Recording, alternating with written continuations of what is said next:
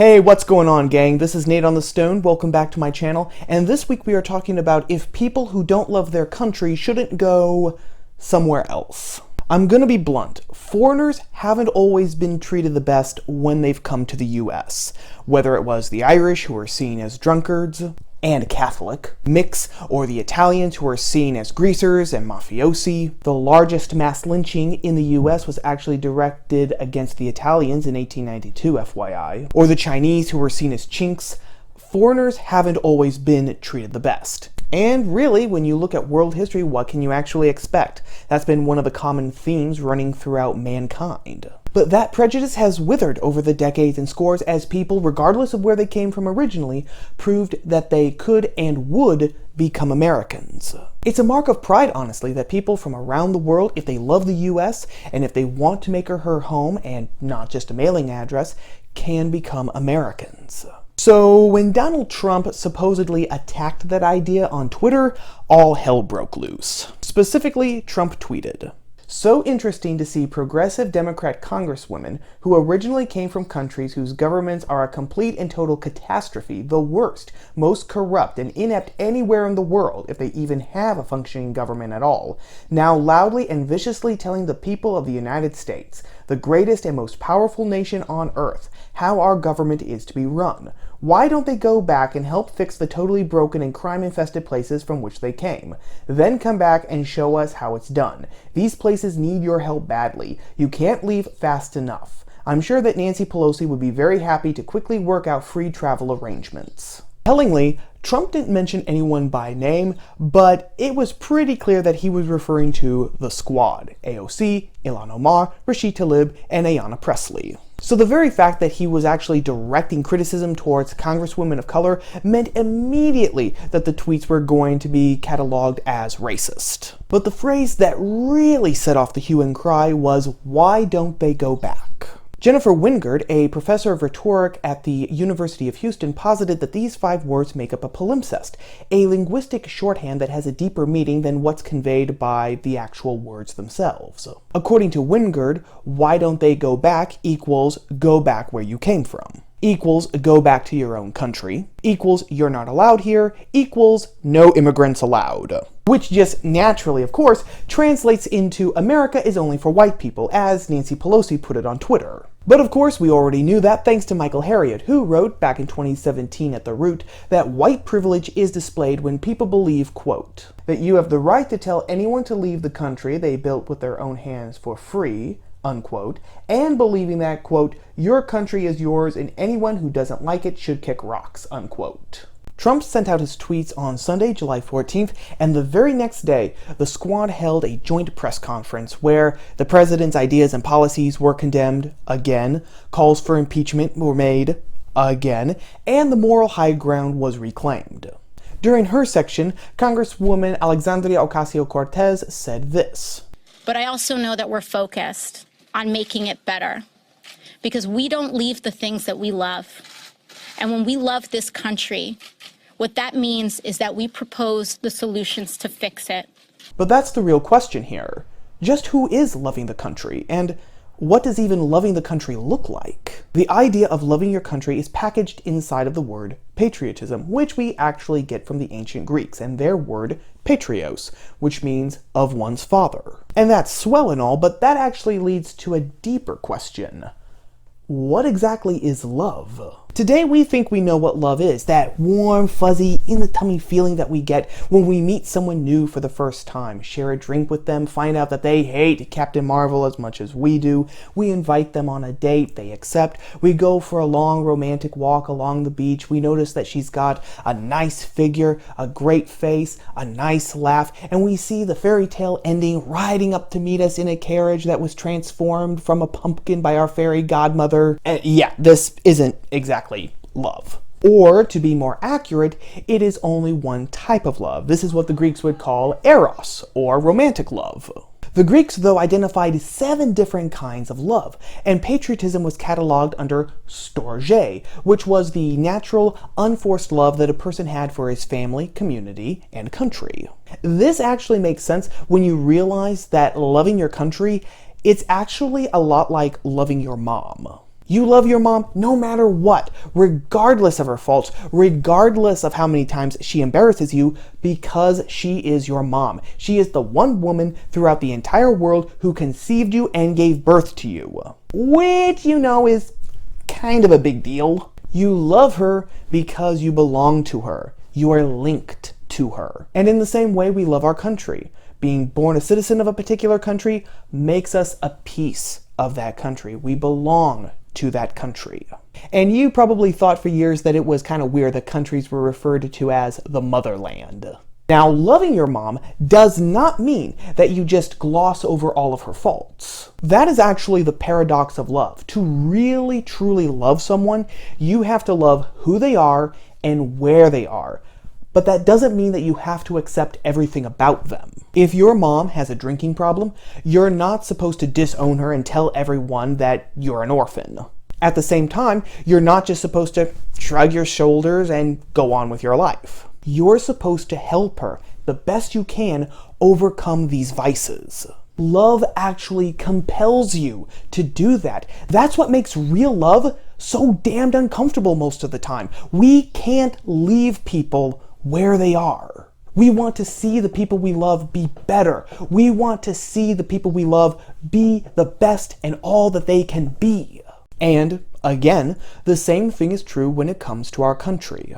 We're not supposed to close our eyes to the real flaws and evils that are in our country. In fact, that's just compliance and laziness, not real love. Real love is driven to fight these evils, to fix them, and to make our country better. And one of the best examples of this comes in the frame of this man right here, Frederick Douglass. Douglass was born in Maryland a slave, but he escaped and, largely through self-education, became one of the premier and leading abolitionists of the 19th century. But, unlike other abolitionists like William Lloyd Garrison, Douglass was a patriot. His speech, "What to the Slave is the 4th of July," given in 1852 to the Rochester Anti-Slavery Sewing Circle, argued that to the slave, the 4th of July was not all that it was cracked up to be. Quote, "I am not included within the pale of this glorious anniversary. Your high independence only reveals the immeasurable distance between us. The blessings in which you this day rejoice are not enjoyed in common. This 4th of July is yours, not mine. You may rejoice. I must mourn. To drag a man in fetters into the grand illuminated temple of liberty and call upon him to join you in joyous anthems were inhuman mockery and a sacrilegious irony." But at the same time, even though he acknowledged the evil of slavery that was allowed to continue in the US, Douglass didn't want to burn the whole thing to the ground and start all over again. Quote, "While drawing encouragement from the Declaration of Independence, the great principles it contains, and the genius of American institutions, my spirit is also cheered by the obvious tendencies of the age."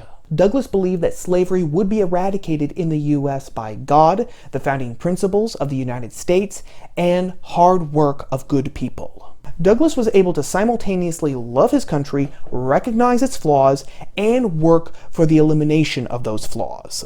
In other words, he was a patriot because he didn't want to fundamentally transform the country, and he didn't side with her enemies.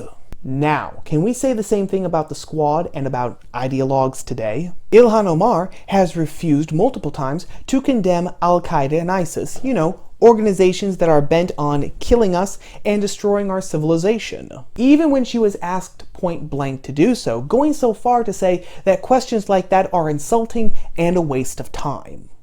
Your second question is an appalling question because I always feel like there are bills that we vote on, bills we sponsor, many statements we put out, and then we're in a panel like this, and the question is posed, could you and Rashida do this? And it's like, how often should I make a schedule? Like, does this need to be on repeat every 5 minutes? Should I be like, so today I forgot to condemn Al-Qaeda, so here's the Al-Qaeda one. Today I forgot to condemn FGM, so here it goes. Today I forgot to condemn Hamas, so here it goes. She has also admitted to lying to paint a picture of the U.S. as a country still dominated by systematic racism. AOC's New Green Deal exists supposedly to fight climate change and to make sure that our planet doesn't go the same way as a Thanksgiving turkey.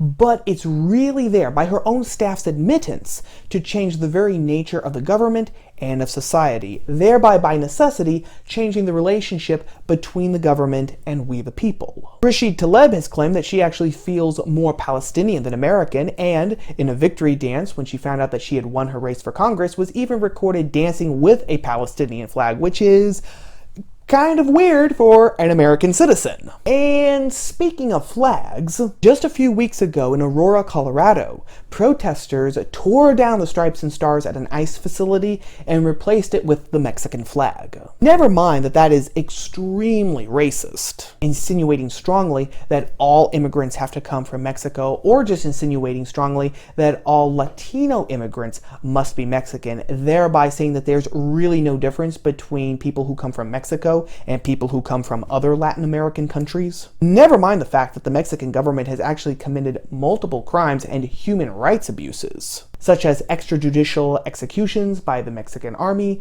putting up red tape to keep those extrajudicial executions from being investigated, torture, disappearances. No one who loves their country replaces the flag of their country with the flag of a foreign country. Now, admittedly, this isn't as bad as taking a rifle and homemade Molotov cocktails and actually attacking a government facility, or being part of an organization that has actually taken over the streets of an American city, attacked journalists who have just been doing their job, and attacked the families of journalists while they were in their home because they're taking a stand against fascism. But the root cause is the same: a lack of real love for your country. Trump should have worded his tweets better, but the underlying message of his tweets wasn't racist. It was simply pointing out the common sense fact that if you don't love your country, you shouldn't be in your country. A country, a culture, a civilization can only exist when there are bonds of love. Again, storge, between the people and between a person and the country itself. Without those bonds of love, as we've been seeing, the whole thing starts to unravel. The actual patriotic thing to do is to point out that common sense fact so that the unraveling doesn't happen. If you're here and you hate the country, or you think that things will only be better if the country is radically, fundamentally altered, not just its flaws fixed, maybe you really do need to consider if this country is in fact your home. Because not only is it unfair to you to stay in a place that you hate, but it's also unfair to everyone else. But what say you? How can patriotism, love of country, storge, be concretely put into action today? And what flaws and problems in 21st century America need to be addressed? As always, let me know your thoughts, your comments, your opinions down in the towel section below. Well, that about wraps up everything for right now, gang. As always, if you liked the video, whether you agreed with me or not, don't forget to show your support by giving it a like and sharing it with your friends on social media. And if you like videos about the politics, culture, and religion, but from a different POV, don't forget to subscribe to the channel and ring the bell for notifications so that you will always know when I post new videos just like this every Tuesday. Videos you're not going to want to miss. As always, thank you for watching, for giving me a little bit of your day. Thank you to everyone who has already subscribed to my channel. I appreciate you all. And I will see you again here next week, gang, on Top of the Stone. Ciao.